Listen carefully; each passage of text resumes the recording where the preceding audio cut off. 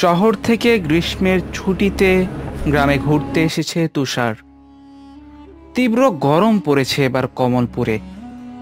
শহরে তাও ইট পাথরের দেয়ালে বন্দি থাকতো বিধায় তাপ এতটা বুঝতে পারতো না, কিন্তু এখানটায় সূর্যের খরা তাপ যেন তার মাথার উপর সরাসরি আগুনের গোলা নিক্ষেপ করছে। গায়ে আজ তৃতীয় দিনের মতো হাঁটতে বের হয়েছে তুষার, সাথে তার মামাতো ভাই রাতুল। সামনে বড় জারুল গাছটার নিচে সাইকেল রেখে গল্প করছিল 2-3 জন স্কুল ড্রেস পরা সমবয়সী ছেলে। তুষার আর রাতুল এই ভর দুপুরের দেশ থেকে বাঁচতে নিজেরাও চলে গেল সেই জারুল গাছটার নিচে। সেখানটায় একটা ছোট্ট মুদি দোকান ছিল। গরম কমাতে দুজন দুটো কোল্ড ড্রিঙ্কস কিনে পান করতে লাগলো। তখনই শান্ত থাকা তাদের দুজনের কানে ভেসে এলো কিছু উড়ন্ত কথা। তারেকের লাশ নাকি কবর থেকে উঠে এসেছে। হ, লাশটায় পোকা কিলবিল করতেছে, দেখাই তো আমার বমি চলে আসছিল। ইমাম সাহেব বিকালের মধ্যে লাশটা আবার দাফন দিতে কইছে। উনি চেষ্টা করতেছে যাতে এবার লাশ আর উইটা না আসে। কতবার নিষেধ করেছিলাম ওইখানে যাস না, কথা শুনলো কি আমাদের? এখন না জানি কি হবে। মসজিদের ইমামকে বলেনি এই ঘটনা? ওইখানে সাইনবোর্ড লাগাতে হবে। বড় ভাইদের কাছ থেকে আজকে বিকালেই টাকা উঠিয়ে এনে ওইখানে সাইনবোর্ড টাঙিয়ে দেব। এখন চলো, ক্লাস শুরু হয়ে গেছে মনে হয়।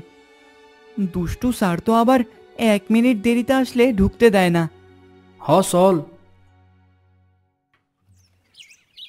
সাইকেল চালিয়ে চলে গেল সে দুজন।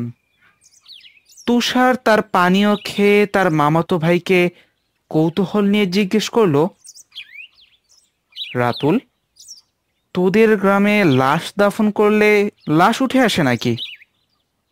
আরে না, সব লাশ দাফন করলে এমন হয় না। তাইলে ওরা যে বলল পূর্বপাড়ায় একটা পোড়া বাড়ি আছে, ওইটার সামনের দিঘিটায় মনে হয় ডুবে মারা গেছে, এজন্যই ওর লাশ উঠে আসছে। তোর কথা কিছুই বুঝলাম না। দিঘিতে ডুবে মারা গেলে লাশ উঠে আসবে? রহস্য আছে তুষার, অনেক রহস্য আছে। নে বাড়ি চল, যাই গোসল দিয়ে ভাত খাবো। মা আজকে বড় মাগুর মাছটা রান্না করছে। না না, দাঁড়া, ওই দিঘিটা কোন দিকে? সময় তো এখন ভালোই আছে, চল ওই দিকটায় যাই, দেখে আসি। কি দেখবি? দিঘি আরো দেখার জিনিস নাকি? না মানে, যেই দিঘির লাশ কবরে উঠে আসে এটা তো সাধারণ কোনো জিনিস হইতে পারে না। চল, যাব, দেখব, চলে আসব।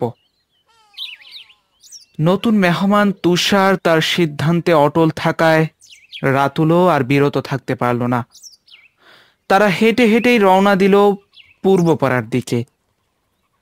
গ্রামীণ মেঠো পথের 2 ধারে যত দূর চোখ যায় শুধু ফসলি মাঠ আর কৃষকদের ব্যস্ততা। গ্রামে এলেই এই বিষয়গুলো তুষারকে খুব টানে। মা, মাটি, গ্রাম সবই তো এক সুতোয় গাঁথা। তুষারের মনোযোগ নষ্ট হলো রাতুলের উচ্চ বাচ্চে। ওই যে দিঘিটা দেখেছিস, বেড়া ভাঙা যে, ওইটাই দিঘি। এখন চল বাড়ি ফিরে যাই। আরে থাম, এত দূর আসলাম আর দূর থেকে দেখে চলে যাব? গিয়ে দেখে কয়টা ছবি যদি না তুলতে পারলাম তাইলে কিভাবে হয়? নিজে থেকেই এগিয়ে গেল তুষার। তুষার নিজে নিজেই দিঘিটার একদম পাড়ের সামনে এসে থামল। পুকুর পাড় দেখে মনে হচ্ছে এটা অনেক পুরনো আমলে বানানো। পাড়ের এক পাশটা ভেঙেও পড়েছে দিঘিতে। তুষারের চোখে দিঘিটা বেশ সুন্দর আর শান্ত মনে হলো। দিঘির চারপাশ জুড়ে সাদা ও হালকা বেগুনি রঙের এক ধরনের ফুল ফুটে আছে, যা পুকুরের সৌন্দর্য কয়েক গুণে বাড়িয়ে দিয়েছে। তুষার নিজের ফোনটা বের করে ছবি তুলতে লাগলো। কি সুন্দর একটা জায়গা! I love it man. সুন্দর জিনিস বেশিরভাগ ভয়ঙ্কর হয়, চল তো এখান থেকে। আচ্ছা, ওই পিছনের ওই অংশটা কি? ভাঙা ইমারতের মতো যে লাগতেছে। ওইটা পোড়া বাড়ি, এই পুকুরটা ওই বাড়িরই। মুখের সামনে ফোন রেখে ছবি তুলতে থাকা তুষার কৌতূহলী হয়ে জানতে চাইল, ওই বাড়িতে থাকে না কেউ এখন? না, আগুনে পুড়ে মারা গেছে সবাই। কি আগুন? হ্যাঁ, রাজা মহারাজদের সময়কার বাড়ি এটা। তখন এক রাতে ডাকাতের কবলে পড়ে সর্বোচ্চ লুট হয় এদের। ডাকাতেরাই নাকি পরে বাড়িতে আগুন ধরিয়ে দেয়। তাহলে এই দিঘির রহস্য? হাসনা হেনা। কোথায় হাসনা হেনা? হাসনা হেনা নামের এক নর্তকী এই বাড়িতে নাচ করত সে। ডাকাতেরা তাকে ওই রাতে নিজেদের সঙ্গে নিয়ে যাওয়ার চেষ্টা করলে সেই পুকুরে ঝাঁপ দেয়। তাহলে তো সে বেঁচেই গিয়েছিল। ডাকাতের সর্দার এই ঘটনায় রাগান্বিত হয়ে পুকুরে গুলি চালিয়ে হাসনা হেনাকে মেরে ফেলে। লোকমুখে শোনা যায় পরের দিন সকালে নাকি পুরো দিঘির পানি হাসনা হেনার রক্তে লাল হয়ে গিয়েছিল, কিন্তু হাসনা হেনার মৃতদেহ আর পাওয়া যায়নি। কতদিন আগের ঘটনা এটা? ওই বাপদাদারও আগের সময়কার। আমিও দাদুর মুখে এই ঘটনা শুনেছিলাম। বাহ, আমি যদি এটা নিয়ে একটা আর্টিকেল লিখি, রাতারাতি ভাইরাল হয়ে হয়ে হয়ে আ আ কথা বলতে বলতে কখন পুকুরের একদম শেষ প্রান্তে চলে এসেছিল বুঝতেই পারেনি তুষার। পা পিছলে সে পড়ে যায় দিঘিটায়।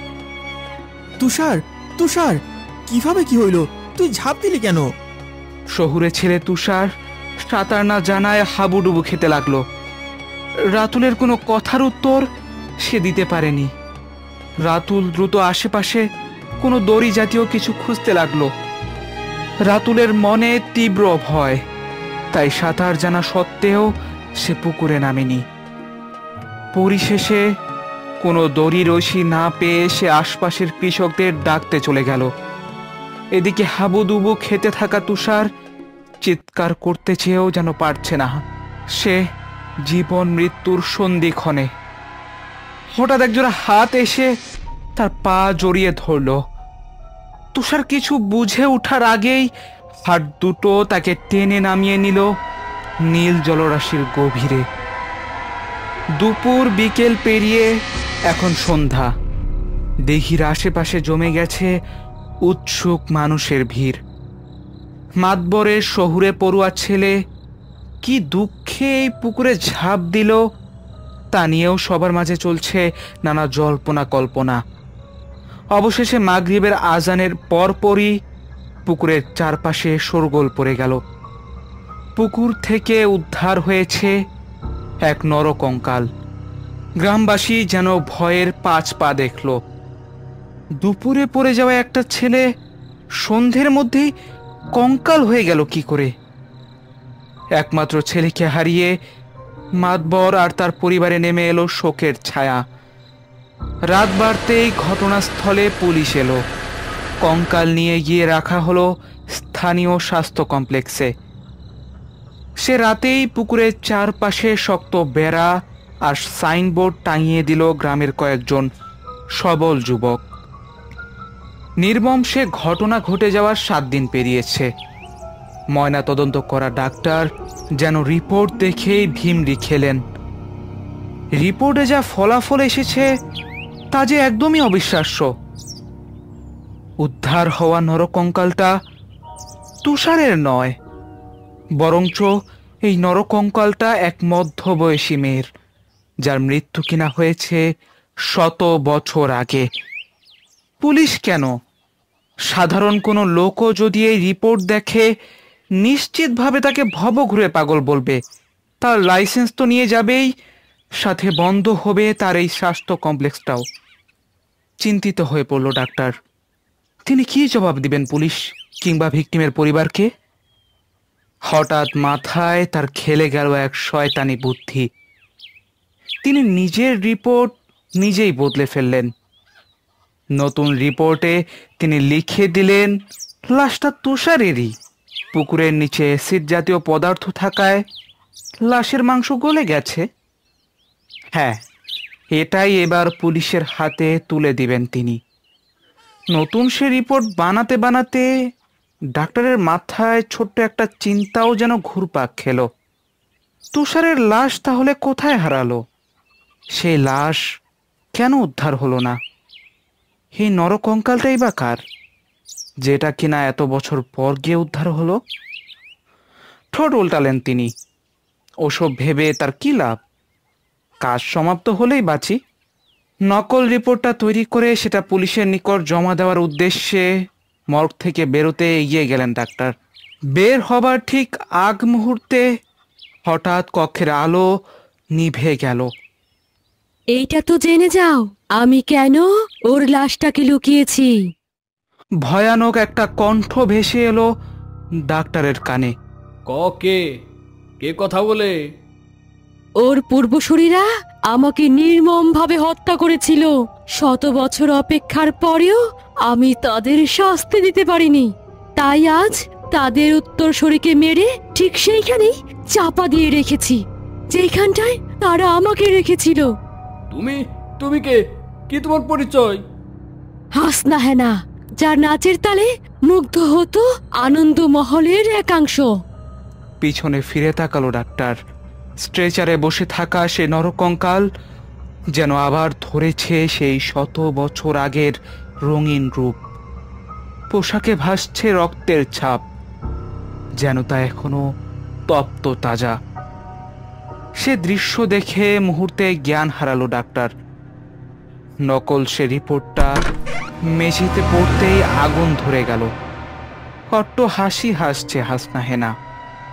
তার 100 বছরের পুরনো প্রতিশোধ অবশেষে যে পূরণ হয়েছে।